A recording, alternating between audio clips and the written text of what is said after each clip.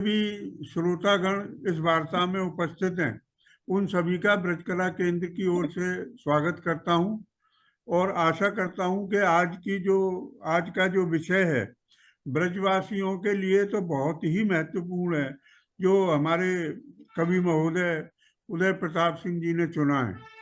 मैं चाहता हूं कि अब इसके बाद में भाई साहब आप गणेश वंदना करने शुरुआत करें, उसके बाद में और उदय प्रताप जी अपनी वार्ता शुरू करेंगे। गणेश वंदना।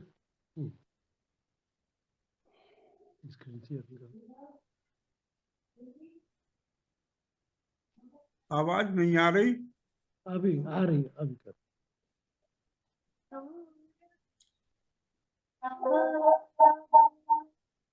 आवाज गूंज रही है। एक, हाँ अब ठीक हो जाएगा।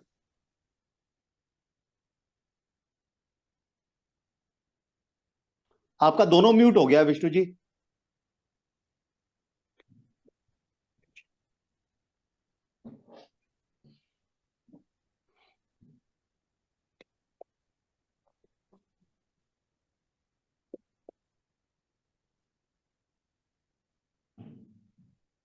हेलो मित्रों, आप मुझे सुन सकते हैं? जी सुन सकते हैं, जी सुन सकते हैं। मैं गणेश वंदना प्रारंभ करता हूँ। जी करिए साहब। ठीक। जय गणेश गिरजा सोहन मंगल मूल सुजान, कहत अयोध्या दास तुम देव अभय वरदान। सर्वप्रथम सर्व पूज्य सर्वमान्य गणपति, मैं आपको सत सत नमस्कार करता हूँ और आपसे प्रार्थना करता हूँ कि प्रतिदिन मेरे कार्यों को सफल कराइए। हे विघ्न विनायक, आपसे करबद्ध प्रार्थना है, जो भी विघ्न, जो भी परेशानियां, जो भी समस्याएं उत्पन्न हो रही हैं, उन सबको समाप्त कीजिए और मेरे कार्य को शुभ पूर्वक समाप्त कराइए। धन्यवाद। धन्यवाद। बहुत सुंदर, बहुत बहुत धन्यवाद, बहुत सुंदर, बहुत धन्यवाद। बहुत सुंदर, अति सुंदर। रघु शरण जी। राधे राधे सबको, राधे राधे जी। राधे राधे। मैं रघु शरण कोतवाल वाला ब्रज कला केंद्र की इस आज की जूम वार्ता में आप सबका स्वागत करता हूं और धन्यवाद भी करता हूं हमारे साथ जुड़ने के लिए। पिछली दिसंबर माह की वार्ता के लिए हम पुनः वास्तु गुरु श्री अरुण व्यास जी का धन्यवाद करते हैं और मुझे पूर्ण विश्वास है हमारे मेंबरान ने, जिन जिन लोगों ने उस दिन वो वार्ता अटेंड करी थी, उसमें भाग लिया था, उनको जरूर उसका लाभ हुआ होगा अगर उन्होंने उसके परामर्श कोई ना कोई अमल में लाए होंगे। आज की हमारी वार्ता का विषय बहुत ही खास है, बहुत ही विशेष है। भारतीय संस्कृति में ब्रज का योगदान। और हमारा सौभाग्य भी है कि आज हमारे मध्य गणमान्य एक बहुत ही विशेष व्यक्ति, जिनका काव्य और साहित्य जगत में बहुत ही उत्कृष्ट योगदान रहा है, अतुल्य योगदान रहा है, और वो आज हमारे मुख्य वक्ता भी हैं, श्री उदय प्रताप सिंह जी। इसके लिए मैं अब विष्णु गोयल जी से अनुरोध करूंगा कि हमारे मुख्य अतिथि का स्वागत करें और इस ग्रुप से उनका विस्तार रूप से परिचय कराएं। विष्णु जी। धन्यवाद। मैं आज उदय प्रताप जी को ब्रज कला केंद्र के इस मंच पर देख करके बहुत प्रफुल्लित हो रहा हूँ। ऐसा लग रहा है कि कितने बिछड़े हुए दिनों के हम साथी आज पुनर्मिलन इस मंच पर हो रहे हैं। उदय प्रताप जी के सानिध्य में ब्रज कला केंद्र ने बहुत ऊंचाइयों को प्राप्त किया है। जब तक वो दिल्ली रहे थे, दिल्ली से अब उनका निवास लखनऊ हो गया, तब थोड़ा सा व्यवधान पड़ा, लेकिन आज भी उनकी कृपा ब्रज कला केंद्र के ऊपर उतनी बनी हुई है जितनी पहले थी। प्रभु से प्रार्थना है, राधा रानी से, ये कृपया बनी रहे। मैं उनका सूक्ष्म परिचय दे रहा हूँ। वैसे उनका परिचय देना सूर्य को दीपक दिखाना है। क्या हो रहा है? उदय प्रताप सिंह जी का ये म्यूट कर लें सब लोग अपने टेली उदय प्रताप सिंह जी का जन्म ग्राम गढ़िया छिनकौरा जिला मैनपुरी उत्तर प्रदेश में 1 सितंबर 1932 को हुआ था। उदय प्रताप सिंह जी एक कवि, साहित्यकार तथा राजनेता हैं। उन्होंने उत्तर प्रदेश से वर्ष 2002 और 2008 के लिए समाजवादी पार्टी की ओर से राज्यसभा का प्रतिनिधित्व किया है। सूरीनाम में 1993 के विश्व हिंदी सम्मेलन के प्रतिनिधि मंडल का उन्होंने नेतृत्व किया था। वे देश विदेश में पिछले 45 वर्षों से कवि सम्मेलनों में जाते रहे हैं और भाषाई एकता का मुद्दा उठाते रहे हैं। उदय प्रताप सिंह जी को उनके बेबाक कविता के लिए आज भी कवि सम्मेलन के मंचों पर आदर के साथ बुलाया जाता है। सांप्रदायिक सद्भाव पर उनका यह शेर श्रोता बार बार सुनना पसंद करते हैं। उदय प्रताप सिंह उत्तर प्रदेश हिंदी संस्थान के कार्यकारी अध्यक्ष भी रह चुके हैं। उनका ये शेर है, ना तेरा है ना मेरा है, ये हिंदुस्तान सबका है। नहीं समझी गई ये बात तो नुकसान सबका है। उनको अनेक मंचों तथा संस्थाओं से विभिन्न उपाधियों से सम्मानित किया जा चुका है। वर्ष 2006 में ब्रज कला केंद्र द्वारा उन्हें ब्रज विभूति सम्मान से अलंकृत किया गया है। मैं ऐसे विभूति हमारे बहुत प्रेमी ब्रज कला केंद्र के दिल में बसने वाले श्री उदय प्रताप सिंह जी से प्रार्थना करूंगा कि वो अपनी वार्ता प्रारंभ करें आज के विषय में। धन्यवाद गोयल साहब और सभी श्रोताओं को मेरा प्रणाम। राधे राधे। राधे मैं राधे राधे। मैंने शुरू करूं ब्रज की। हम लोग बड़े भाग्यशाली हैं जो ब्रज में पैदा हुए हैं और ब्रज की बात कर रहे हैं। और रसखान का एक मुझे कवित्व याद आ रहा है कि मानुष हो तो वही रसखान बसो नित गोकुल गांव के ग्वारन, जो पशु हो तो कहा बस मेरो चरो नित नंद की धैन मझारन, और पाहन हो तो वही गिर को जो धर्यो छत्र पुरंदर धारण, और जो खग हो तो बसेरो करो नित कालिंदी कूल कूल कदम्ब की डारन। तो जब रसखान ने इतना ब्रज का महत्व बताया है, मैंने पूरे देश की कई बार यात्रा की है और देश के हर क्षेत्र में, भारत के हर क्षेत्र में और विदेशों में भी मैं गया हूँ। एक बात मैंने समझी है कि ब्रज को महिमा मंडित करने में और विश्व स्तर पर महिमा मंडित करने में सबसे ज्यादा भगवान कृष्ण का है। उनका जो उन्होंने जो कुछ अपने जीवन में हमको शिक्षा दी है वो 2-3 बातें हैं। गीता पढ़िए तो पता चलता है, उनका जीवन देखिए तो पता चलता है। उन्होंने कहा कर्मण्येवाधिकारस्ते मा फलेषु कदाचन, कर्म मनुष्य को करना चाहिए। और दूसरी बात है कि आनंद से जीवन व्यतीत करना चाहिए। अकेले एकमात्र ऐसे दैवीय पुरुष हुए हैं जिन्होंने ये कहा कि हंसिए खेलिए गाइए, जिंदगी को सकारात्मकता की ओर ले जाइए, अन्याय से लड़ाई करिए लेकिन अपने लिए नहीं, दूसरों के लिए। अपने ऊपर जब बीती तो वो रणछोड़ दास बन गए और वैसे वो दूसरों के लिए लड़ाई। मैं जब दक्षिण में गया तमिलनाडु में, तो मुझे एक बात ये देख के कि जितने भी वहाँ के लोगों के नाम हैं वो भगवान कृष्ण के पर्यायवाची शब्द हैं, अधिकांश हिंदू नाम जितने भी हैं। मैं जब आसाम में गया वहाँ भी यही हाथ है, बंगाल में भी यही है। तब तो उनका प्रभाव बंगाल पर और विश्व स्तर पे अगर देखें तो सर्वाधिक लोकप्रिय अगर कोई पूजनीय देवता हैं तो वो कृष्ण हैं। तो पहले तो उन्होंने वो ब्रज के ब्रज धपति थे, उन्होंने ही ब्रज को ये सम्मान दिया है। वैसे ब्रज भाषा का अर्थ संस्कृत में होता है जो ब्रज भाषा नहीं, ब्रज का में होता है जो सदैव गतिशील रहे, चलता रहे। तो मैंने ये देखा कि ब्रज का असर जो है वो दुनिया के सब देशों के ज्यादातर हमारी उसका है। अब आप एक बात मैं कहना चाहता हूँ, ब्रज भाषा पर आता हूँ मैं। ब्रज भाषा जो है वो हिंदी का प्रारंभिक रूप है। ऐसे इस भाषा ने जितनी भी हिंदुस्तान की भाषाएं सब पर असर डाला है। गुरमुखी में तो तमाम ब्रज का ही असर थे। जितने भी सिख सरदार हुए उन्होंने सबने ब्रज में छंद लिखे हैं।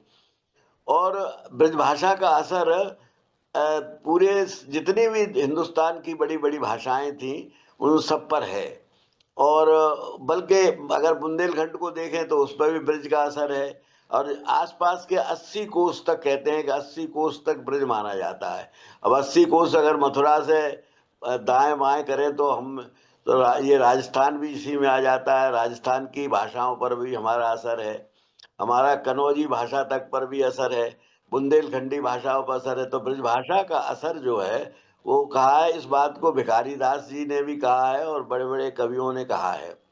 अब मैं ये कहना चाहता हूँ, कृष्ण के बाद दूसरे जो लोग आते हैं जिनको जो ब्रज में जिन्होंने ब्रज की महिमा में वृद्धि की है, वो सूरदास, रहीम, रसखान, केशव, घनानंद बिहारी कवि तो हैं ही, तानसेन जैसे बड़े गीतकार भी हैं,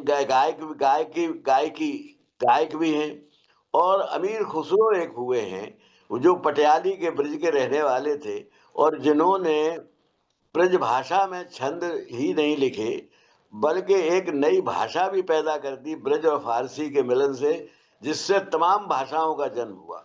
अगर हम देखें कि जिसको हम हिंदी कहते हैं वो ब्रज भाषा का ही एक रूप है, दूसरा जो विकसित किया अमीर खुसरो ने। और उसी से फिर रेख्ता बनी, उसी से उर्दू बनी, उसी से दक्षिणी बनी, उसी से हिंदी बनी। इतनी भाषाओं पर ब्रज भाषा का प्रभाव रहा है। तो भाषाओं के मामले में ब्रज भाषा जो है वो मैं समझता हूँ हिंदुस्तान की सारी भाषाओं में अपना एक विशेष स्थान रखती है। यहाँ तक कि तुलसीदास ने, हमारे बहुत बड़े कवि हुए अवधि के, तो उन्होंने रामायण लिखी, रामचरितमानस जब लिखी तो रामचरितमानस धार्मिक क्षेत्र में बहुत है, लेकिन साहित्यिक क्षेत्र में उनको मान्यता तभी मिली जब उन्होंने विनय पत्रिका और कवितावली की रचना की जो ब्रज भाषा में है। तो ब्रज भाषा का महत्व ये था कि तुलसी को जो आज महाकवि की श्रेणी में गिना जाता है वो भी ब्रज भाषा की वजह से। वैसे भी हिंदी में हम लोगों को बचपन में पढ़ाया जाता था, सूर सूर तुलसी शशि उड़गन केशव दास,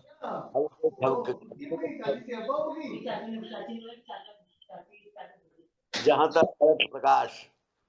तो अब ये यदि सूर्य की महिमा के लिए कहा गया है, लेकिन सूर्य के अलावा भी जो हुए हैं कवि उनका बड़ा महत्व है। दूसरी बात मैं कहना चाहता हूँ तानसेन के बारे में कि तानसेन ने जितने राग उत्पन्न किए, जितने भी राग हैं उनमें जो बोला जाता है, जो वाणी है वो ब्रज भाषा की है। चाहे वो ठुमरी हो, दादरा हो और वो हो तो कुछ भी हो, नौटंकी, भगत, इन सब में जो मुख्य भाषा है वो ब्रज भाषा से है।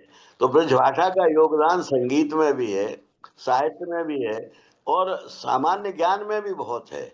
हमारे यहाँ अमीर खुसरो की चाहे पहली लोग पढ़ते हैं जो सावन भादों खूब चलत है महापूस में थूरी, अमीर खुसरो यूं कहें कि यही पहेली मूरी। या तमाम दुनिया आप देखिए, हम तो आज हमें सर्दी ज्यादा लगती है तो हम अपना एक ब्रिज की कविता याद कर लेते हैं कि सर्दी कह रही है कि लड़कन ते हम बोलत ना ही जवान लगे मेरे भाई और डुकरन को हम छोड़त नहीं चाहे ओढ़े रहे रजाई। ये भी ब्रज के ही स्वरूप है। एक कहावत कही जाती थी हमारे यहाँ कि कोस कोस पर पानी बदले 20 कोस पर बानी। तो बानी की जो उच्चारण भले बदल जाए, लेकिन कन्नौज तक, बुंदेलखंड तक, उधर मेरठ तक, उधर राजस्थान के जयपुर तक जो भाषा बोली जाती है, भरतपुर वगैरह तो है ही ब्रज भाषा के क्षेत्र के, तो वो सब भाषाओं पर हमारी ब्रज भाषा का बहुत असर है। इसीलिए ब्रज भाषा को भाषाओं का ग्रियर्सन नाम का एक बहुत बड़ा जॉर्ज ग्रियर्सन, तो वो एक विदेशी था और यहाँ पर अफसर था, अंग्रेज था। तो एक बार वो किसी मथुरा के या उस वृंदावन की गली से निकल रहा था, तो कोई लड़की कह रही थी कि मायरी माय तेरी सांकरी गली में वो एक कांकरी चुभत है। तो वो इसकी ब्रजभाषा की मधुरता से इतना मुग्ध हुआ कि उसने एक किताब लिखी है लैंग्वेजेस ऑफ इंडिया, उसमें ब्रज भाषा को सर्वाधिक महत्व दिया है और उसमें स्वीकार किया है उसने कि ब्रज के जो व्याकरण है और ब्रज का जो ब्रज का जो संश्लेषण है वाक्य से, वो सर्वत्र प्रभावित रहा है हर भाषा पर। तो ये हमारे ब्रज के संपदा है ब्रज भाषा की। अब अमीर खुसरो का नाम ले लें। अमीर खुसरो एक ऐसा ब्रज का की विभूति हुई जिसने 7 राजाओं के राज्यों में, जो विभिन्न राजा थे, एक ही वंश के नहीं थे, लोधी वंश का, इसका वंश का, उस वंश का, 7 राजाओं के वो का सेनापति रहा, उनका उनका उनका मंत्री रहा। और उसने बहुत बड़ा सैनिक भी था, लेकिन कमाल ये था कि वो इतना बड़ा कवि भी था और उसने संगीतकार बहुत बड़ा था। उसने संगीत के तमाम वाद्य उत्पन्न किए। ये जो आपकी जो कव्वाली है, ये अमीर खुसरो से ही शुरू होती है। तो हमारा चौतरफा योगदान है भारत की संस्कृति को विकसित करने में ब्रज भाषा का। तो अमीर खुसरो ने तो कहते हैं कि तबला का भी उसने जो ढोलक काट के तबला और जो तो कई वाद्य यंत्रों का उसने आविष्कार किया।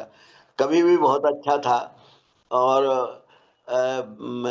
उसने भाषा का जो बनाई, तो कई भाषाएं बनी। एक उसकी जो जिसे हम खड़ी बोली कहते हैं, उससे कई भाषाएं फिर जन्म लेती हैं, जो मैं इनके नाम में ले चुका हूँ। तो मेरा कहने का अर्थ यह है कि ब्रज भाषा और ब्रज क्षेत्र और ब्रज संस्कृति, इसके प्रभाव के बगैर हिंदुस्तान की संस्कृति का, भारत की संस्कृति का हम कभी भी महत्व नहीं बता सकते हैं। तो इस बात पर हमें गौरव होना चाहिए। और मैं सोचता हूं कि मैंने कुछ किया, मैं जो जानता था वो मैंने कहा। अब आप अगर कोई प्रश्न करना चाहते हो तो आप हमसे पूछ सकते हैं। मेरा एक प्रश्न है उदय प्रताप जी कि रसखान ने ब्रज की कविता और साहित्य में क्या योगदान दिया कि वो सूरदास के भी समकक्ष माने जाने लगे हैं मुसलमान होते हुए। सूरदास के समकक्ष तो कहने में मुझे हिचक है थोड़ी सी। हाँ, लेकिन ये अष्टछाप के जो कवि हुए हैं उनमें 8 कुम्मन दास हुए हैं, उनमें रसखान को भी अगर जोड़ लिया जाए। रसखान की सबसे बड़ी बात ये थी कि वो एक मुसलमान था और पठान था, लेकिन वो ऐसा मुग्ध हुआ भगवान कृष्ण के स्वरूप पर कि वो उसने जो कविताएं लिखी हैं, एक नहीं तमाम रसखान की कविताएं हैं, जो अब इस वक्त मुझे याद नहीं है। मेरी भी उम्र तो 93 साल की हो गई है, तो जैसी मेरी याद रह गई है तो रह गई है। अब मैं उनको दोहरा तो नहीं सकता हूँ, एक जमाने में तो सब याद थे हमको। तो रसखान ने भारत की जो मिली जुली संस्कृति है उसका बहुत बड़ा प्रतीक है, और उसने जो छंद लिखे हैं वो अद्भुत हैं। और उसमें अष्टछाप के 8-10 कवि हैं। अब कहने को तो यह है कि जो मीरा लिखती थी वो है तो राजस्थानी, लेकिन उसमें भी बहुत से शब्द ब्रज के मिलते हैं। तो मैं ये कहना चाहता हूं कि रसखान के अलावा भी बहुत से लोग हुए हैं। अच्छा, एक बात और है कि सूरदास जी क्या जन्म से अंधे थे कि उन्होंने 1 लाख छंदों को लिख दिया और इतनी बड़ी रचना कर दी।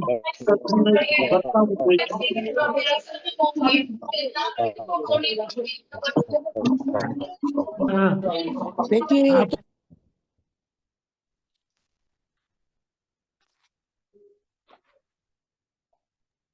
उदय प्रताप जी, आप स्क्रीन से दूर हो गए हैं। उदय प्रताप जी, हाँ, उदय प्रताप जी, मेरी आवाज आ रही है आपको? उदय प्रताप जी, मेरी आवाज आ रही है आपको? आ रही है। हाँ, मैं ये पूछ रहा था, सूरदास जी क्या जन्म से अंधे थे कि नहीं, बाद में उन्होंने? मैं प्रश्न का जवाब देता हूँ। सूरदास जो हैं, कहा तो यही जाता है कि वो जन्मांध थे, और लेकिन जब उनके ज्ञान की बात करते हैं और जब उनका जो कविता की बात करते हैं, तो हमको ये लगता है कि ये बात गलत है। जैसे सूरदास ने जो पद लिखे हैं, उन्हें कहते हैं कि 1 लाख से ज्यादा पद लिखे उन्होंने। अब मैं आपसे ये कहना चाहता हूँ कि मनुष्य का जन्म अगर 100 साल में हम 363 का गुणा कर दें तो इतने दिन होते हैं। तो सूरदास ने 1 लाख लिखे। 1 लाख तो तब भी नहीं होते हैं कि अगर 100 रोज एक पद लिखा जाए।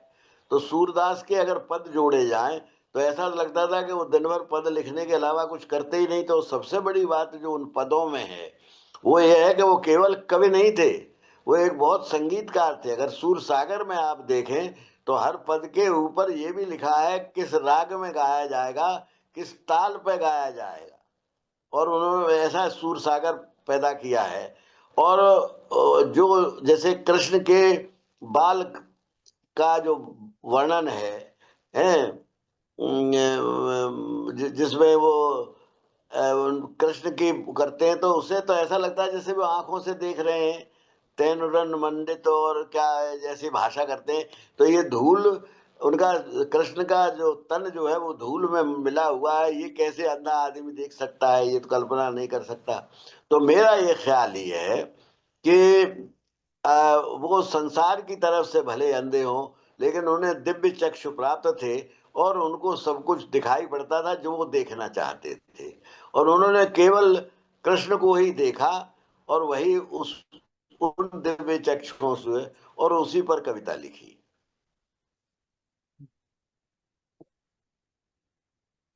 और कोई व्यक्ति पूछना चाहे? मेरा हाँ, तो उत्सुकता है। हमारे सारे अतिथि म्यूट पर हैं, तो किसी को भी कुछ बोलना हो तो कृपया अपने को अनम्यूट करें और फिर बात कर सकते हैं। अपने को अनम्यूट करके बात कर सकते हैं।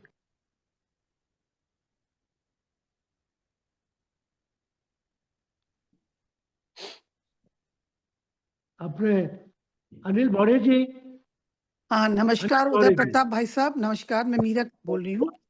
नमस्कार। आपको देख के नमस्कार। बहुत प्रसन्नता हुई। हाँ, मुझे भी हुई, बहुत अच्छा लग रहा है, आपसे बहुत दिन के बाद देखना हो रहा है, मिलना हो रहा है। आप बड़ी ज्ञान की बातें बता रहे हैं, पर एक बहुत बड़ी मिस्ट्री है। कोई तो कहता है कि फ्यू इयर्स देख सकते थे शुरू के, बाद में उन्होंने भगवान से अपने आप को अंधा होने का कि मुझे मोह माया नहीं देखनी है, तो अंधे होने का वरदान लेके वो बाद में अंधे हुए। तो एक बहुत बड़ी मिस्ट्री है उनकी, सूरदास जी की। तो आपने वैसे बताया ही कि ज्ञान चक्षु तो उनको प्राप्त थे। तो अब हम लोग सोचते हैं, जिज्ञासा होती है क्या है कैसे है, लेकिन इस तक कोई पहुंच नहीं पाया अभी तक। देखिए, इस पर ये जैसे मैं आपको उदाहरण दूं जी कि गंगा नदी के भी कई रूप माने जाते हैं। एक आध्यात्मिक रूप माना जाता है और एक वो भौतिक रूप जो बहती हुई दिखाई पड़ती है वो माना जाता है। जी हाँ जी। ये साधु लोग कहते हैं कि गंगा चाहे कितनी ही गंदी हो लेकिन उसका महत्व है। उसी तरह से आंखें जो हैं वो दो तरह की होती हैं। एक तो भौतिक आंखें, चीजें देखने वाली आंखें होती हैं, जी जी और जी। एक होती है जिससे कि हम वो मेटाफिजिक्स जिसे कहते हैं, जो भौतिकता से परे हैं। हम्म मेटाफिजिक्स जिसे कहते हैं, जो अभौतिक हैं, जो जो आध्यात्मिक हैं या जो ईश्वरीय हैं, दैवीय हैं, उनको हम्म देखा जा सकता है। उन आंखों को दिव्य चक्षु कहते हैं। तो बात हम्म एक ही है, चाहे ये मान के चलिए कि उनके आंखें थी, उन्होंने बाहर का कुछ नहीं देखा, केवल कृष्ण को देखा, तो इसलिए कहा जाता है कि वो बाहर के संसार के लिए अंधे थे, लेकिन उनको उनको उनके आंखों से वो ईश्वर के हर स्वरूप को, कृष्ण के हर स्वरूप को देखते थे। और लीलाओं को देखा है उन्होंने। हाँ जी, जी तो जी। ये उनका भक्ति भाव था। ये उसी से संबंधित है ये। जी जी। एक बार और एक बात और है मेरे को, कि जो ब्रजभाषा है वो कोई बोलना नहीं चाहता, वो सोचते हैं कि गंवार है, जैसे हम ही लोग नहीं बोलते, हम उस जमाने के। आजकल के बच्चे तो कोई नहीं बोलना चाहता। मैं अगर किसी से बात करती हूँ तो मेरे बच्चे कहेंगे, mom why are you talking like this, are you गंवार और व्हाट। तो क्या इस तरह की जो बच्चों की धारणा हो गई है और इस तरह का है, तो इसको ब्रजभाषा को कैसे बरकरार रखें, कैसे इसको प्रिजर्व करें कि बोलचाल हो और इसको बढ़ावा दिया जाए।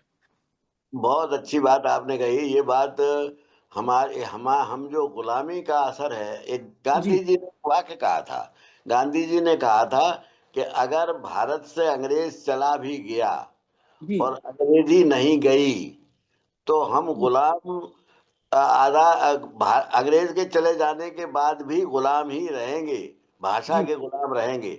और उसका ये उदाहरण है। मैंने तो देखा है, कई माताएं बड़े गर्व से कहती हैं कि मेरा बेटा अंग्रेजी बहुत अच्छी जानता है पर हिंदी। हिंदी से नहीं है। हाँ हाँ, या परफेक्ट, हाँ यही बोलते हैं लोग। अच्छा, अंग्रेजी जो प्रतिष्ठा की भाषा माने, मैं तो आपसे और क्या कहूँ, मैं अपने घर की बात कर रहा हूँ।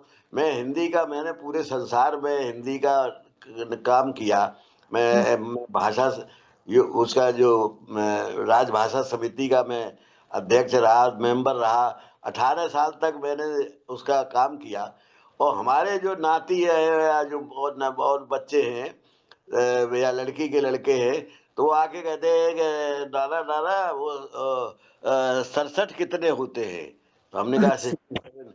वो क्रिकेट देख के आ रहे हैं, 67 का अर्थ नहीं मानते यार, लेकिन 67 कह दो तो समझ में उनके आता है। हाँ, वो तो तो नहीं किसी को। ये शर्म की बात है, लेकिन ये बहुत बहुत शर्म की बात है। और मैंने इस बात पर जोर दिया फिर कि हमने अपने घर के बच्चों को हिंदी और ब्रजभाषा और जो बोली हमारी है, हमारे जी गांव की तो भाषा ब्रजभाषा ही है, तो उसको सिखाया। मैं एक आपको एक संस्मरण सुना रहा हूँ कि एक कोई नेटिव किंग थे, रूलर थे, राजा थे हिंदुस्तान के। वो फ्रांस गए, तो फ्रांस में एक महिला थी, उसके मकान में किराएदार थे। तो एक बार उनकी एक चिट्ठी आई, वो चिट्ठी अंग्रेजी में आई। जी तो महिला ने उनसे पूछा कि आपको, आपके देश की भाषा क्या है। बोले, उन्होंने कहा हिंदी। तो बोले, ये हिंदी में चिट्ठी क्यों नहीं आई, ये अंग्रेजी में क्यों आई। जी और उसने जो अगला सेंटेंस कहा वो सुनने लायक है और वो अपने बच्चों को सुनाने लायक है। उसने कहा कि हम जो लोग इतने गुलाम हैं कि उनके पास अपनी भाषा नहीं है, ऐसे लोगों को मैं अपने घर में नहीं रख सकती है, आप कृपा करके मेरा घर छोड़ दीजिए। जी जी जी, क्या तो कहें। तो वेरी भाषा के, अपनी भाषा के प्रति इतना लगाव फ्रांस में है। और मैं एक बात और बताता हूं आपको कि भाषा से कोई देश दुनिया का उन्नति नहीं कर सकता बिना अपनी भाषा का में गौरव प्राप्त किए हुए। अंग्रेज किसी समय, अंग्रेज में इंग्लैंड एक बहुत छोटा सा देश है, 3 टापुओं का एक समूह है, इंग्लैंड, आयरलैंड और स्कॉटलैंड। और उनकी भाषाएं भी 3 है, नॉर्मन सेक्शन और एंग्लो नॉर्मन सेक्शन। जी और लेकिन वहां पर एक जमाने में केवल फ्रांस में काम होता था, अपने भाषा में काम नहीं होता था, क्योंकि ये जी भाषाएं मिल नहीं सकती थी। तो वहां के लोगों को एक बड़ी बेचैनी थी कि अपनी भाषा में कैसे राजकाज का काम हो। जो वहां के राजा जो थे वो फ्रांस में पड़े हुए थे, फ्रांसीसी में बात करते थे। तो वहां एक आंदोलन चला और उसमें ये हुआ कि भाई हम तीनों उनको भाषाओं को मिला के एक भाषा बना जिसे हम ओल्ड कहते हैं, वो बनी और अपने भाषा में काम करने का एक आंदोलन चला। वो आंदोलन जी बहुत उग्र हुआ। उसमें क्रोमवेल के बाद फिर उसमें किंग कौन सा था राजा, उसकी हत्या भी की गई। फिर वहां पर अंग्रेजी में काम होने लगा। जी तो जब अंग्रेजी में काम होने लगा तो वहां की जो उन्नति हुई वो गजब की थी। पहले कोई इंग्लैंड को दुनिया के नक्शे पे जानता नहीं था, एक छोटा टापू था, लेकिन अपनी भाषा में काम करने के बाद इंग्लैंड ने जो तरक्की करना शुरू किया वो ये हुआ कि अंग्रेजों का कहते हैं कि पूरी दुनिया में कभी सूर्यास्त नहीं होता था, यानी उनका राज्य इतना फैल गया कि कहीं न कहीं सूरज जहां भी जाता था वहां का उनका राज्य होता था। ये इतनी प्रगति जो उन्होंने की, मैं ये नहीं कहता केवल भाषा की वजह से की, लेकिन भाषा से जो गौरव उनको प्राप्त हुआ, जो गौरव की वृद्धि हुई, उस गौरव से वो पूरे दुनिया पे छा गए। और जो फ्रांसीसी अंग्रेजी से नफरत करते हैं वो इसीलिए करते हैं। और इसलिए आप अगर फ्रांस में जाएं, हिंदी में पूछ ले कि फला होटल कहाँ है तो बता भी दे शायद, लेकिन अगर अंग्रेजी में पूछा तो कंधे उचका के चले जाते हैं। तो वहां में आपस का वैमनस्य उससे हम नहीं जा रहे, लेकिन अपनी अपनी भाषा में दोनों गौरव करते हैं और इसीलिए दोनों महान देशों में गिने जाते हैं। मैं भी ये कहता हूं अपने लोगों से कि हमको अपनी भाषा पे गौरव करना चाहिए, दूसरी भाषा पढ़नी चाहिए। मैं खुद एमए अंग्रेजी में हूँ, लेकिन मैं हिंदी में करता हूँ। मैं जानता हूँ कि मेरा जो आज कुछ यश है, जो कुछ भी है, मेरा नाम जाना जाता है अगर, तो वो हिंदी की वजह से जाना जाता है। मेरे अंग्रेजी के मेरे स्टूडेंट भले मुझे जानते हो, बाकी मेरा योगदान नहीं है। तो ये अपने भाषा का गौरव होना चाहिए, इस बात से मैं सहमत हूँ और मैं भी चिंतित हूँ आपकी तरह। भाई साहब, आप तो इंग्लिश में सारे काम हो जाते हैं, हिंदी में काम नहीं होता। आप लाइन में लगे हो, अगर आप इंग्लिश में बात कर रहे हो तो लोग आपको रेस्पेक्ट करते हैं, हिंदी में बात करते हैं और आप उल्टे ब्रजभाषा में बोलेंगे तो समझेगा ये तो कोई विलेजर है, तो ये तो बिल्कुल ही कुछ नहीं जानता, हटाओ इसको परे। तो क्या करें, वो जो लोगों की एक मेंटल ब्लॉक हो गया है, मेंटेलिटी हो गई है, उसको वी कांट चेंज, उसको हम लोग मतलब बदल नहीं सकते हैं। इस मनोवृत्ति से हमको लड़ना होगा मीरा, हाँ, हम बस तो ये ये है। मानसिक रूप से लड़ना होगा। और हमारे बीच में आलोक जी हैं, विपिन जी हैं, शालिनी जी हैं, डॉक्टर हरि सिंह पाल हैं, अनिल बौरे जी हैं, कहकशा त्यागी जी हैं, राधा गोविंद पाठक जी हैं, अरे सबको हमारा प्रणाम कहिएगा, हमारा प्रणाम। हरिओम अग्रवाल जी भी हैं। जी जी। मैं राधा गोविंद पाठक जी से कहूंगा कि एक जो है छंद बतलाए, राधे के ऊपर तो बड़ी उनकी कृपा होगी। राधा गोविंद पाठक जी, आपको अनम्यूट कीजिए जनाब, फिर आप बात कीजिए। मैं करता हूं आपको, मैं करता हूं। राधा गोविंद जी, मैं करता हूं जी, कर दिया जी, आप बात कीजिए राधा जी। अरे नहीं, फिर अनम्यूट हो गए। हाँ, मैं करता हूं। नहीं पहुंच रही क्या? हाँ राधा गोविंद जी, मेरी आवाज पहुंच रही है सर? जी पहुंच रही है, बताओ। जी जी, मैं ये निवेदन करना चाहता हूं कि ब्रज भक्त के जो कवि हुए हैं उनका योगदान विशेष रहा है इसमें, ऐसा मेरे को विश्वास है। जो ब्रज भक्त कवि हुए उनने योगदान ज्यादा दिया और जितने भी कवि हुए उनकी अपेक्षा। ये सही है? बिल्कुल सही है, बिल्कुल जी सर। और मेरे लिए आदेश हुआ है, मेरे लिए आदेश हुआ एक छंद का मैं प्रस्तुत कर रहा हूँ। रस पूरी सुमंगल भूमि मिली, मन भाम तो गोकुल गाम मिल्यो। रस पूरी सुमंगल भूमि मिली, मन भाम तो गोकुल गाम मिल्यो। रस पूरी सुमंगल भूमि मिली, मन भाम तो गोकुल गाम मिल्यो। द्रुमदारिणी कुंज करील मिली, रस तो बस तो हर दाम मिल्यो। मैं भूल रहा हूं, उसे दूसरा सुनाता हूं।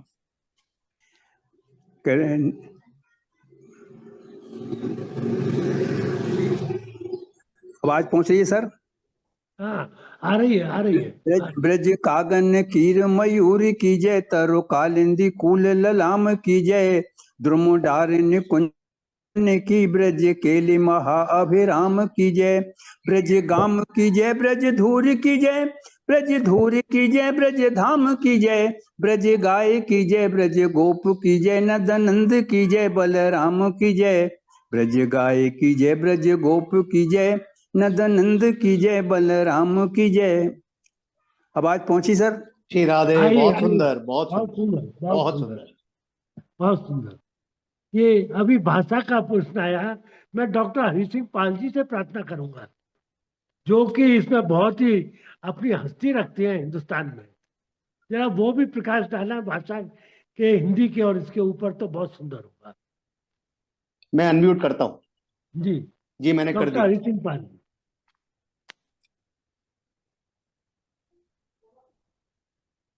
डॉक्टर साहब हैं हरि सिंह पाल जी? डॉक्टर साहब को अनम्यूट कर दो। हाँ मैंने डॉक्टर किया साहब था। आप भी अनम्यूट कर सकते हैं। डॉक्टर हरि सिंह पाल जी। मैं कर देता हूँ जी, डॉक्टर साहब आप मत कीजिए, मैं करता हूँ। हाँ, हो जी गया। मैंने कर दिया। धन्यवाद बहुत बहुत। और सबसे पहले तो अपने उदय प्रताप जी को बहुत बहुत प्रणाम। एक लंबे अरसे के बाद में दर्शन हो रहे हैं, भले ही आभासी दर्शन है, लेकिन लगा है कि बिल्कुल आमने सामने बैठे हुए हम। और दिल्ली में बड़ा ही हमने सदुपयोग किया, आकाशवाणी में किया, कई तरह से किया, तो बहुत अच्छा लगा। मैं सिर्फ एक जानकारी ये दूं कि मैंने वाल्मीकि रामायण का एक सचित्र हुआ है, उसको मैंने ब्रज भाषा में अनुवाद किया है। अरे अभी वाह। पिछले दिनों भी ये प्रकाशित हुआ है। अंबाला की एक संस्था है, उसने प्रकाशित किया है। मेरा जो राइट। शोध कार्य है वो ब्रज लोकगीतों पर ही है, पीएचडी और डीलिट का दोनों कार्य मेरा ब्रज लोकगीतों पर ही है। यद्यपि मैं अपने घर में जो है ब्रजभाषा ही बोले हैं, लेकिन ये जो लिखने में है, लिखने में दिक्कत आजकल आती है कि हम बोल तो लेते हैं, ब्रजभाषा समझ भी लेते हैं, लेकिन उसको लिखने के लिए कहा जाए तो उसमें दिक्कतें आती है। जब हम आकाशवाणी में थे तो हमारी कोशिश यही रहती थी कि हम ब्रजभाषा में लिखाएं उनसे कविताएं। तो कविता तो है ही है, कविता के साथ जो हम नवकथा का नई जो कहानी है उसको करवाते थे, हास्य व्यंग करवाते थे या रेखा चित्र करवाते थे, वो सब ब्रजभाषा में कराते थे। और मैं आपको अनुभव बताऊं कि एक बार हमने यशपाल जैन जी को बुलाया और हमने एक श्रृंखला चलाई थी, मोहि ब्रज बिसरत नहीं। तो वो लंबा चौड़ा लिख के लिए आए कि साहब ब्रज में ये होता है वो होता है। मैंने कहा जी इसको तो आप रख दीजिए, अब ये बताइएगा कि आप जब छोटे थे तो जब आप कैसे करते थे। तो उन्होंने फिर बताया कि साहब हम बचपन में बड़ी शैतानी करते, तो हमारी अम्मा कहती हमसे कि बड़ो ही अनवटोटो छोरा है जी। तो तो अनवटोटो शब्द जो है कहीं दूसरी भाषा में नहीं मिलेगा, और नहीं इसका कोई पर्यायवाची है। मैं, तो वो मैं, इस तरह से मैं तो ये जो रस है, जी उदय जी कुछ कह रहे हैं, उदय प्रताप जी कह मैं रहे हैं कुछ। ये कहना चाहता हूँ कि ये तो मशहूर कहावत है कि कोई विदेशी आया था तो उसने उससे कहा कि ब्रज कहाँ से शुरू हो जाता है। तो उन्होंने कहा जहां से भाषा मीठी लगने लगे ब्रज वहीं से हाँ शुरू हाँ हो हाँ जाता। हाँ। जी जी तो वो मथुरा के पास जब आया तो एक बुढ़िया से पूछा कि अम्मा ब्रज कहाँ से शुरू हो जाता है। तो उसने जवाब दिया, देखो जा बाबर एक ही बात है, ब्रज में ठाड़ो ब्रज ही पूछ रहे हो। ये बाबरे बाबरे शब्द जो है जी इसकी जो है तो वो जी देखिए, वाह, तो बड़े ब्रज बहुत अच्छी भाषा है, इसमें कोई शक नहीं है। तो आपसे जी मैं जी जी। और हमारा जितना मध्यकालीन साहित्य है, कविता है, उसकी भाषा ब्रजभाषा रही है। आप कश्मीर से लेकर के कन्याकुमारी तक, केरल के राजा स्वाति तिरुनाल थे, उन्होंने ब्रजभाषा में छंद लिखे। कच्छ में हमारी ब्रजभाषा काव्य पाठशाला थी जो 50 साल तक चली। और केरल में। चाहे शंकर देव जी थे असम के, आए यहाँ पर घूम करके, उन्होंने जो ब्रज संस्कृति का प्रचार प्रसार किया असम में, पूरे पूर्वोत्तर में, वो उनकी देन है। माधव देव जी और ये शंकर देव जी बहुत बड़ा उन्होंने काम किया। और बल्कि रविन्द्रनाथ टैगोर ने तो अपनी कविता एक ब्रजबुली नाम से लिखी। हाँ। मतलब अच्छा। ब्रज के प्रति उनकी अनुरक्ति इतनी थी कि उसकी कविता का नाम ही उन्होंने ब्रजबुली नाम से लिखी। और आज भी ब्रज असम में बोली। जो कहा जाता है वो ब्रजबुली ही कहा जाता है। वहाँ की जो संगीत की भाषा है, कीर्तन की भाषा है, उसको ब्रजबुली ही कहा जाता है। मतलब इतना प्रभाव रहा है।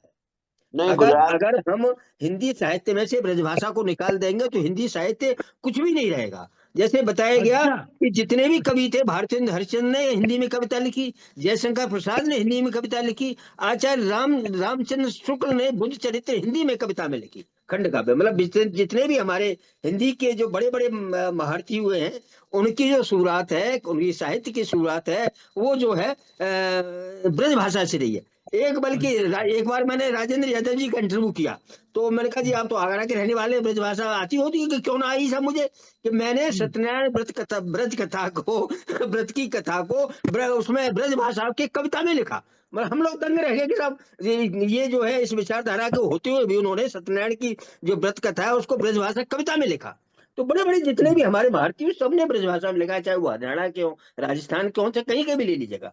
तो ब्रजभाषा तो इतनी आज भी मैं आपको जानकारी दूं कि ऑक्सफोर्ड यूनिवर्सिटी जो लंदन की है ब्रिटेन में, वहां पर हैदी पावेल्स ने हमारी ब्रज लोक गाथाओं पर डीलिट की। मैं जब पीएचडी कर रहा था आकाशवाणी मथुरा में था, तो मेरे पास आई कि साहब मुझे अपनी थीसिस दे दीजिएगा, मुझे अपना उसमें इस्तेमाल करना है, क्योंकि मैंने ब्रज लोक गाथाएं जितनी थी, ढोला है और आला है, सबको मैंने लिया। तो बेचारी वो उसने की। रूपर्ट स्नेल का आपने नाम लिखा सुना होगा, वो प्रोफेसर रहे वहां पर ब्रिटेन में। उन्होंने ब्रज भाषा में आज भी मतलब जो उनकी कविता, उनके दोहे जो है ब्रज भाषा मिलते हैं।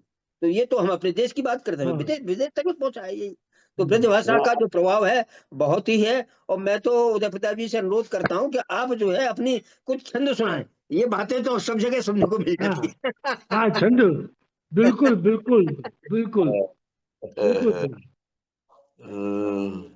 अब छंद याद करके सुनाऊंगा मैं, लेकिन वो ब्रजभाषा के छंद तो याद करने पड़ेंगे मुझे का।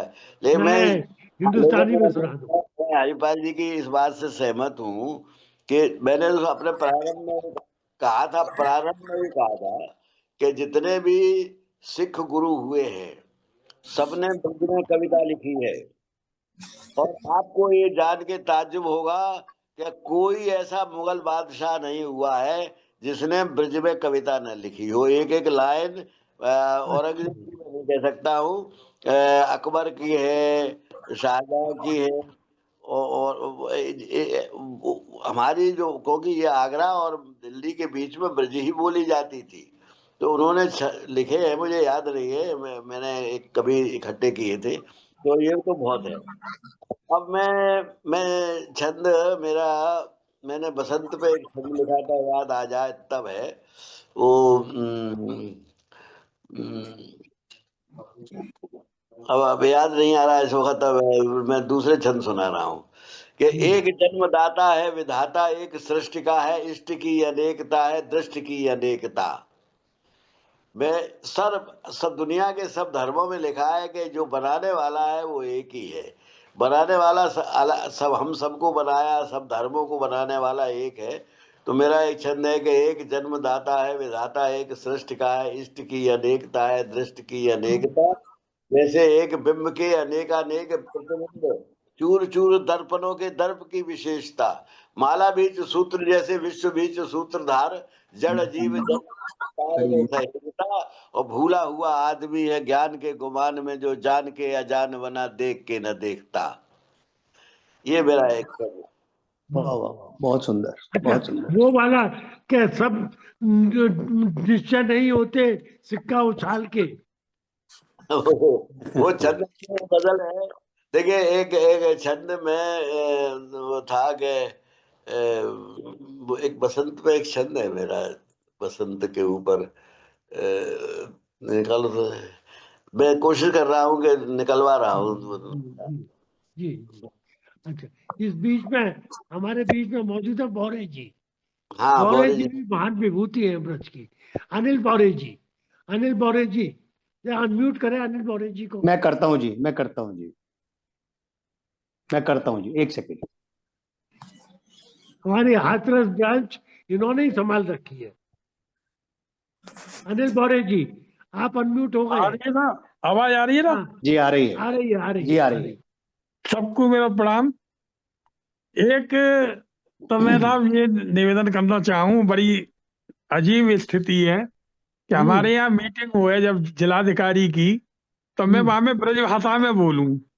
अच्छा, तो मुझे ऐसा लगे कि सब मोगू गमार समझ रहे हैं, तो वो एक सेंटेंस अंग्रेजी में बोलना पड़े, जो बतावे के लिए मैं पढ़ा लिखा तू। ये एक बड़ी अजीब स्थिति ब्रजभाषा के संग है। यानी हाथरस में ब्रजभाषा बोले हुए लोगों को शर्म लगे डीएम थे, उन्हें ये लगे कि हमारी स्थिति कमजोर रह जाएगी। एक तो ये, अच्छा एक मैं ये अनुरोध कर रहा हूँ आदरणीय दादा थे कि अमीर खुसरो पहले आश कवि है अथवा उनते पहलू कोई आश कवि है वो? हमें जैसे मालूम पड़े कि पहले आश कवि है। देखिए, आश कविता तो शुरू से होती है। अगर पहचाना जाए तो पहले आश कवि जो थे वो वाल्मीकि थे, क्योंकि जब उन्होंने क्रौंच वध को जो चीत्कार सुना है तो मां निषाद कह के जो कविता फूट पड़ी वो आश कविता ही थी। तो है कि नहीं, याद है वो संस्मरण, वो संस्मरण क्रौंच। अच्छा, ये हम सुने कहा ये कहें कि पहले आश कवि अमीर खुसरो हुए, वो कैसा कही जाए था आमतौर पे कहें कहा है? पहले पहले तो आश कविता का अर्थ यह है कि जो तत्काल कविता का है, जैसे जी पहले साहब। पूछे कविता का है, तो वो तो जी जी। कभी कभी हमसे भी हो जाता है। कभी कभी एक बार हमने भी आश कविता कह दी थी। दिनकर जी, अभी याद नहीं मुझे इस वक्त, दिनकर जी पूछ रहे थे कि इटावा किस लिए मशहूर है, तो किसी ने कह दिया घी के लिए, तो उन्होंने मुंह सिकोड़ा, बोलेगा घी की नहीं पूछ रहा, मैं कविता की पूछ रहा हूँ। तो मैंने वहीं पे एक छंद सुना दिया था कि जब याद नहीं है मुझे, इटावा के ऊपर कि कविदेव की साधना से अमर है और जाने क्या नीरज का घर है, ये बल्लभ का घर है, और कविदेव तो और मेरे वहां याद नहीं मुझे। तो जो तत्काल कविता बिना सोचे कही जाए उसे आशु कविता कहते हैं। जो गद्य में ने निकले, पद्य में ही निकले मुंह से, उसे आशु कविता कहते हैं। तो आशु कविता कोई बहुत बड़ी चीज नहीं है, लेकिन बहुत सी कविताएं आशु कविता होती है। हमारे बौरे जी आज कविता के इस समय धनी कवि हमारे ब्रिज के माने मौजूद हैं आज कविता के। बौरे जी कुछ अपना छंद सुनाओ ना। एक साहब, एक जो बात हमारे दिमाग में आ रही का है, सूर वाली बात, तो एक वैसी बात के जो कबू कबू के हैं कहा है कि जे तो वाके प्रेम में अंधो है गो है। हाँ, तो कृष्ण के वहां में बहुत बढ़िया। सूर अंधे है गई, कृष्ण के वहां में जाले तो अंधे ना ही कहूं, क्योंकि जो जाए तो कछु सूझे ही ना है, जे तो बस जय में अंधो है वो है। मतलब मीरा जी ने जो प्रश्न किया था उसका उत्तर आपने दे दिया। तो ये समझ में आए कि वो कृष्ण भक्ति में इतने अंधे कि जाले उनको आम आदमी कह लगे अरे ये तो वही में अंधो है, क्योंकि अच्छा, जितना लिखो है एक अंधे व्यक्ति के लिए लिखनो, जो वर्णन उनने करो है, इतना लिखा है कि अगर मैं तो कहता हूँ कि ऐसा 1 लाख तो प्राप्त है, लिखे तो जाने कितने हैं। वहां में यही लगे था हमें कि वो कृष्ण भक्ति में इतने डूब गए कि आम आदमी कह भी लगो होगा अंधे कि ये तो अंधे है। हमारे बीच में विपिन जी मौजूद हैं। विपिन जी भी अपनी हमारे पत्रकार हैं और बहुत ही पत्रकारिता के क्षेत्र में एक बहुत विशेष स्थान रखते हैं। मैं विपिन जी से प्रार्थना मुझे करूंगा। मुझे मुझे एक बात कहनी है, सॉरी, मैं ये कह रही हूँ कि जो हम लोग जूम वार्ता करते हैं, जो लोग हम लोग ब्रज भाषा बोल सकते हैं, एटलीस्ट हम लोग को ब्रज भाषा तो बोलनी चाहिए इस टाइम पे। जैसे ये भाई साहब अभी बोले हैं, इतने अच्छे से बोले हैं, तो हमें भी बोलनी चाहिए, हमें कोशिश करनी चाहिए।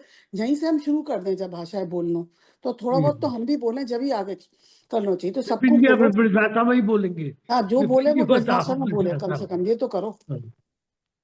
विपिन जी ब्रज भाषा में बोलिएगा। को राधे राधे।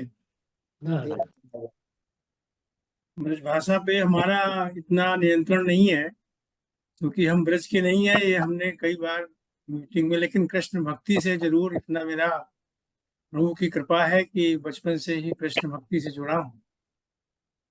और अभी माननीय उदय प्रताप सिंह जी, पूर्व सांसद और हमारे देश के मूर्धन्य कवि, हिंदी पर जो चर्चा कर रहे थे, तो हमारा एक प्रश्न है कि आपने हिंदी के समर्थन में अपने राजनीतिक काल में डॉक्टर लोहिया के साथ जरूर काम किया होगा।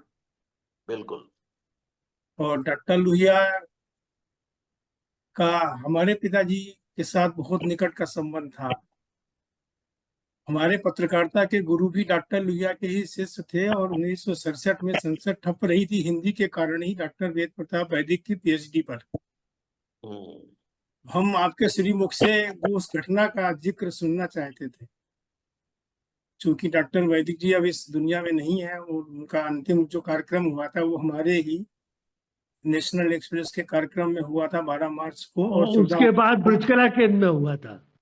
ब्रिजकला नहीं, केंद्र उसके के बाद वो 2 कार्यक्रम दिन बाद एक्सपायर हो गए थे 14 मार्च को। हमारे कार्यक्रम में उनका अंतिम भाषण हुआ था 12 मार्च को एनडीएमसी कन्वेंशन सेंटर में, और 14 मार्च को वो एक्सपायर हो गए थे। 13 मार्च को उनको बीकानेर वालों के यहाँ फैक्ट्री के उद्घाटन में जाना था जेवर, वो नहीं गए थे स्वास्थ्य के कारण, और 14 मार्च को सुबह वो अपने घर गुड़गांव में ही उन्हें गोलोकवास हो गया था।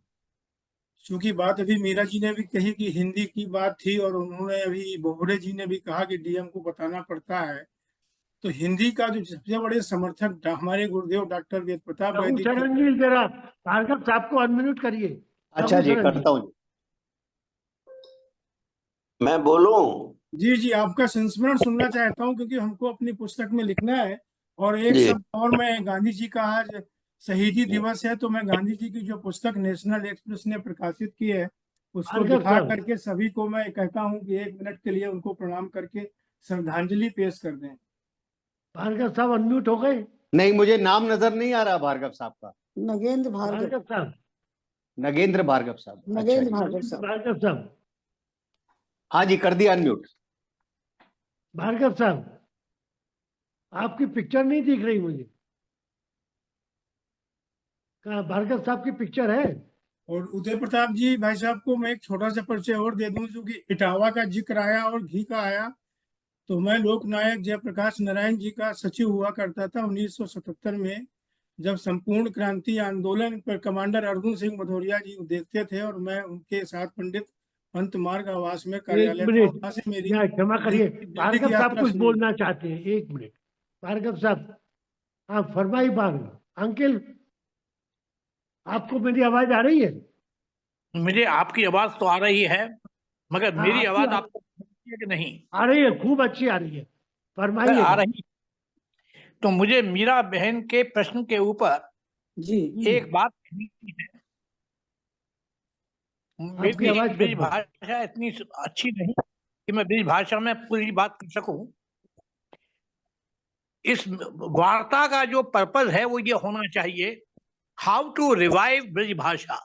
बस, ये पहले जो हुआ वो तो ठीक है, लेकिन अब हम कैसे रिवाइव करें? एग्जैक्टली भैया, बिल्कुल यही मैं सवाल लेना बात चाहती का हूँ। है, आज हमारी चेष्टा इस मीटिंग में ये होनी चाहिए, जी पुरानी बातों को न करके हम ये बात हाँ, करें कि ब्रिज करेक्ट, भाषा को कैसे रिवाइव किया जाए। बिल्कुल परफेक्ट। दूसरी बात, मुझे मीरा बहन को ये बताना है कि ये हमारी माताओं पर निर्भर करता है कि वो बच्चों को घर में अगर ब्रिज भाषा बोलना शुरू करेंगी, तो जब बच्चा धीरे से खड़ा होना सीखता है, उसी समय उच्चारण भी सीखता है, और वही समय है जबकि उसको वो संस्कार दिए जा सकते हैं।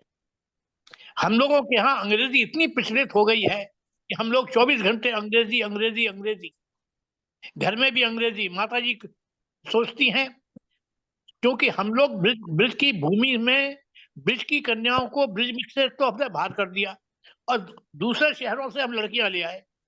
उन लड़कियों को तमीज नहीं है, मेरी बात को बुरा मत मानिएगा, उनको हिंदी से ज्यादा अंग्रेजी से लगाव है।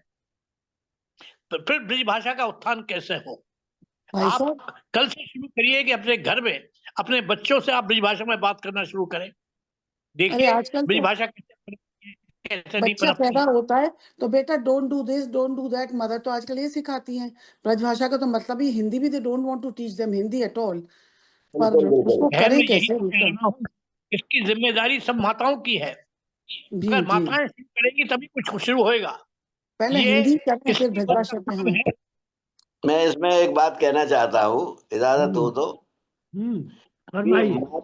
मातृभाषा कहलाती है, जो माँ बोलती है बच्चा वैसे ही सीखता है। बिहार में आप चले जाइए, एमए पास हो हिंदी में, लेकिन सड़क को सड़क कहता है, क्योंकि उसने माँ के मुंह से सड़क ही सुना था। तो मैं भार्गव जी की इस बात से सहमत हूं कि माताएं अगर ये संकल्प ले लें कि हम अपनी बोली बोलेंगे बच्चों के साथ, तो बच्चे वैसा ही बोलेंगे। एक बात, अभी भार्गव जी से पहले जो महोदय थे, मैं नाम भूल गया उनका, जिन्होंने लोहिया जी के बारे में प्रश्न किया था, विपिन जी, विपिन गुप्ता जी, उन्होंने जो बात कही थी वैदिक जी के बारे में कहा था, और वैदिक जी से मेरा बहुत गहरा संबंध था, मित्रता थी। इसीलिए प्रश्न पूछा। वैदिक जी और रोज सुबह ऐसा कम होता था कि 7-8 दिन में एक दिन वैदिक जी का सवेरे सवेरे फोन ना आ जाए, और हम लोगों ने मिलके हिंदी के लिए काम किया। जहां तक लोहिया जी का सवाल है, लोहिया जी केवल ये कहते थे अंग्रेजी हटाओ, उन्होंने मूवमेंट जो कहते हैं उसे हटाओ नहीं था, उनका था कि अंग्रेजी में जो जो अभी आपने कहा कि जो अंग्रेजी बोले वही प्रतिष्ठित होता है। मेरे साथ तो गुजरा, मैं एक फर्स्ट क्लास, जब एमपी था मैं, तो फर्स्ट एसी में घुसा तो धोती और कुर्ता पहने हुए था, और कब सम्मेलन में गुड़ी बुड़ी तो एक औरत ने मुझसे बड़ा मुझे डांटा कि this is first AC, you don't know how have you entered it. मैंने ये समझ लिया कि ये हमको, ये हिंदी हम बोल रहे थे इसलिए बोले। तो हमने, जब हम बैठ गए तब हमने उनसे कहा कि मैडम, हमने अंग्रेजी 25 साल बच्चों को पढ़ाई है, ये प्रतिष्ठा से जुड़ी हुई नहीं है। फिर मेरी बातचीत हुई। मैंने एक बार संसद में भी ये कहा था कि हमारे देश के संविधान के प्रियम्बल में लिखा है कि हम सबको आर्थिक न्याय देंगे, लेकिन जब तक अंग्रेजी पढ़ा लिखा आदमी ही अफसर होगा, तब तक अंग्रेजी वो जो न्याय जो है, आर्थिक न्याय, वो सबको नहीं मिल सकता जब तक हिंदी में अधिकारी नहीं होंगे, हिंदी भाषा वाले अधिकारी हों, नंबर एक। दूसरी बात मैं विपिन जी से कहना चाहता हूं कि मैंने लोहिया जी के थोड़ा सा ही काम किया, मेरा उनसे परिचय 63 में हुआ, उनके पहले चुनाव में 67 में उनकी देहांत हो गया। हाँ, तो इसलिए मैं ज्यादा दिन नहीं रहा, लेकिन मैं रहा तो मैंने उनके साथ एक बात सीखी कि वो अंग्रेजी इतनी अच्छी बोलते थे, और लेकिन तब बोलते थे जब वो जरूरत होती थी उनकी, जो अगर आप उनकी थीसिस भी। अब रह गई उनकी वैदिक जी की बात। वैदिक जी और हम और मुलायम सिंह तीनों लोग गए तमिलनाडु, तो वहां करुणानिधि जी से जब मिले, मुख्यमंत्री थे करुणानिधि जी, तो उन्होंने कहा कि well mister Mulayam Singh, you have come here to impose Hindi on us.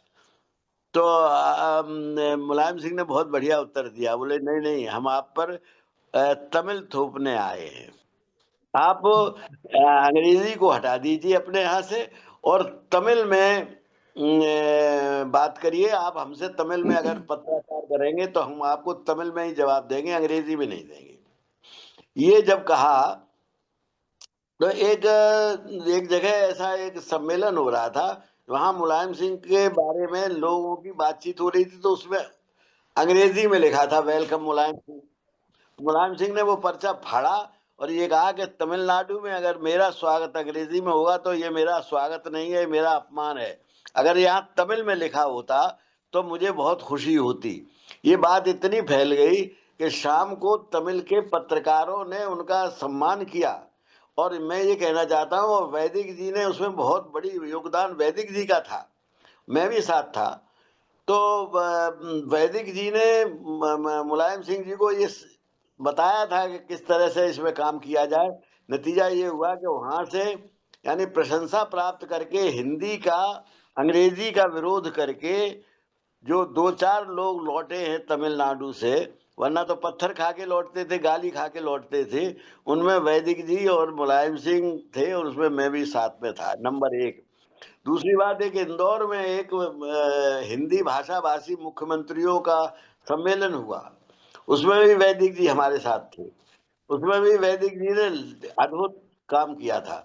तो वेद प्रताप वैदिक जी से मेरा बड़ा संपर्क रहा, और लोहिया जी से भी रहा, और मैंने भी यही कहा कि मैं अंग्रेजी का लेक्चरर था, लेकिन मैंने भारतीय भाषाओं सबके लिए काम किया। मैं तो ये कहता हूँ कि सारी भारतीय भाषाएं को सम्मान मिलना चाहिए। और ब्रज के बारे में वो तो अलग बात है कि ब्रज हिंदी का जो पहला था वो ब्रज ही था। मैं ये कहना चाहूंगा कि एक बात हमारे कहना चाह भार्गव रही हूँ। साहब मैं एक हाँ, बात एक कहना मिनट चाह रही भार्गव साहब, भार्गव साहब, हाँ भार्गव साहब बताइए, अब आप बात ये बताइए कि क्या आपके वो है। मैं विपिन जी से एक प्रार्थना चाहता हूँ कि विपिन जी अपने डेली पेपर्स के अंदर एक कॉलम ब्रिज भाषा का लिखना शुरू करें और ब्रिज भाषा की एजुकेशन के लिए सबसे जरूरी ये है कि ब्रिज भाषा के आ ई उ इसको हिंदी का और ब्रिज भाषा का दोनों का रूप दिया जाए। उसके रूप देने से क्या होगा कि बच्चों को हम सिखा सकते हैं। हमारे घर के लोग भूल चुके हैं ब्रिज भाषा, 2-4 शब्द बोल लेते हैं, मगर असली चीज ये है कि ब्रिज भाषा को रिवाइव करना है, जैसे और भाषाओं को रिवाइव करना। बड़े पसंद है। देखिए वो अपनी भाषा बोलते हैं। रशिया में पुतिन जो है वो रशियन बोलता है, लगता है। इसीलिए जरूरी है, छूटना नहीं चाहिए, हमें अपनी भाषा को, अपनी मातृभाषा को उसे बढ़ाना चाहिए। और हमारे पर्पस ये होना चाहिए कि हम इस मातृभाषा को, इसका कैसे फैलाव करें ताकि बच्चे जो हैं और बोलना शुरू करें, लिखना शुरू करें, बोलना शुरू। मेरा एक कहना है कि हाँ। इस फोन में जितने भी विदेशी जो अमेरिका से हैं, रशिया से हैं और कंट्री से हैं, वो सारे हिंदी सीख रहे हैं, हिंदी में बोलने का पूरा कोशिश करते हैं। रादर समटाइम वो ब्रज भाषा भी बोलना चाहते हैं। जो मुझे मिलते हैं वहाँ की सुंदर सुंदर लड़कियां, वो हमारा गोपी ड्रेस पहनती हैं, पहनावा पहनती हैं, बिंदी लगाती हैं और वो हिंदी बोलती हैं और ब्रज भाषा भी ट्राई करी। और हम लोग जो है इंग्लिश में बोलते हैं और इंग्लिश के बिना हमारा इंप्रेशन भी तो नहीं पड़ता है। बिल्कुल बात सही है जो भानु प्रताप भाई साहब कह रहे हैं। जैसे मैंने उस दिन हिंदी में कंपेयरिंग किया तो कुछ लोग मुझे समझे कि महागवार है, तो बीच बीच में मुझे थोड़ा बहुत इंग्लिश भी बतानी पड़ रही थी कि मैं गंवार नहीं हूँ, आई कैन स्पीक। तो ये बड़ी प्रॉब्लम है, बड़ा कॉम्प्लेक्स है हमारा भाई साहब। तो वो कई गवारों के बीच में तो नहीं फंस जाती हो?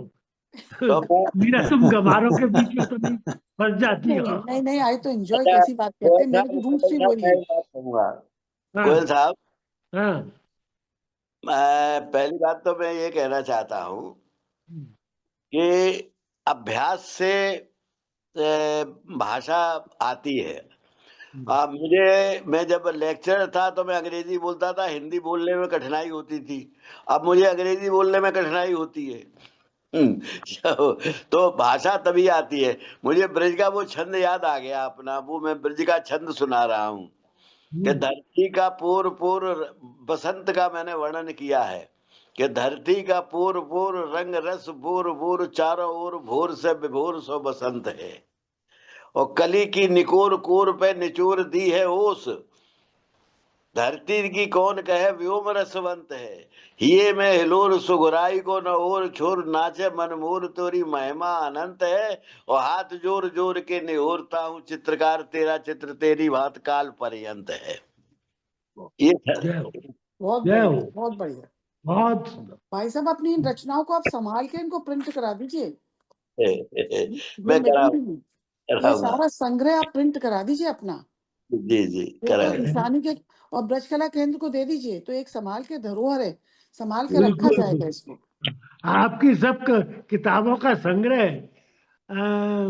उदय प्रताप जी ब्रज कला केंद्र को मिलना चाहिए ताकि हम अपनी लाइब्रेरी में उनका संकलन कर सके। और हमारे बीच डॉक्टर जेपी बघेल जी भी हैं। मैं हालांकि परिचय, अगर उनको अनम्यूट करें, मैं करता हूं। समय हो रहा है तो देखिए वो कुछ कहना चाहे। मैं करता हूं जी। अब तो सबको अनम्यूट कर देना चाहिए, सबको कर देता हूं, कर दिया, सबको कर दिया जी। डॉक्टर जेपी बघेल मुंबई से हैं और ये मथुरा के रहने वाले हैं। ब्रज भाषा में भी बहुत उन्होंने काम किया है। अरे वाह, स्वागत है आपका बघेल साहब जी। मेरी आवाज आ रही है सर? मेरी आवाज आ रही है? जी। मैंने असल में मैं टेक्निकल उसमें था, मैं हिंदी का आदमी नहीं रहा। और मैंने पीएचडी जो की नौकरी में रहते हुए वो ब्रज के करीब 400 से अधिक कवियों को मैंने अपनी थीसिस में लिया, ब्रज के जो ब्रज से रिलेटेड थे। छपी वपी नहीं है। और मुझे बहुत अच्छा लगा आपको सुन के। मैं तो सुनना ही चाहता था। आसाम में मैं रहा हूँ 1-2 साल, तो वहां देखा मैंने कि जो अभी डॉक्टर हरि सिंह पालनी जी ने बताया, पूरा प्रभाव है ब्रज की संस्कृति का। कृष्ण की ही कथाएं चलती हैं, वो पूरा मतलब और ये तो पूरे देश में कृष्ण की वजह से हो, या ब्रज भाषा तो इतनी स्वीट है ही। मैं कुछ ज्यादा कहने लायक नहीं मेरे पास में, सुनना ही मुझे अच्छा लगा।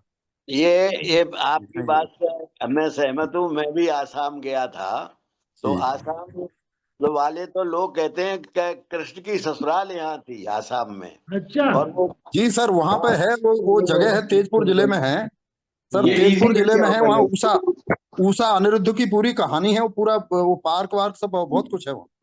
हाँ, वहाँ तो वो अपने को कृष्ण को अपना बात मानते हैं।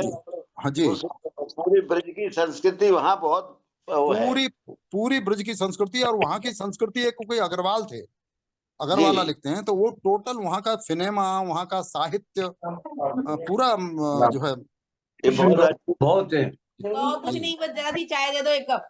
जरूरत तो नहीं पड़ी है नहीं।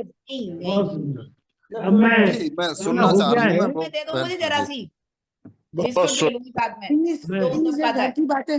घर की बातें मत करिए, सबको अनम्यूट कर रखा है, घरेलू बातें मत करिए। मैं मुरारी लाल जी से प्रार्थना करूंगा कि उदय प्रताप जी को धन्यवाद दें। मुरारी लाल जी कर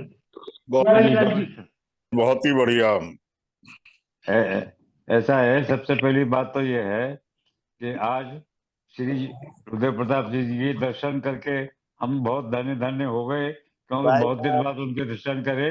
और उससे भी अधिक प्रसन्नता का विषय ये था कि वो स्वस्थ हैं, और जो जिस तरीके से हम लोगों से बात कर रहे हो, जिस तरह ब्रजभाषा के बारे में और हिंदी के बारे में वो हमको बता रहे हो, जो उन्होंने काम किए हैं, वो निश्चित रूप से वो हमारे बहुत बड़े बहुत ही विशेष व्यक्ति हैं भारत में हिंदी के लिए, ब्रजभाषा के लिए।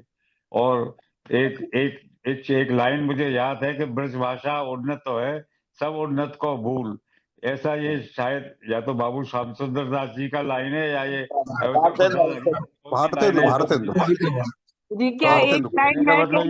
नारायण जी ने लिखा है।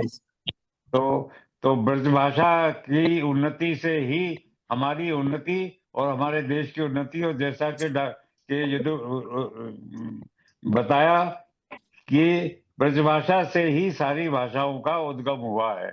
तो इन शब्दों के साथ और भी जो सारे वक्ताओं ने जो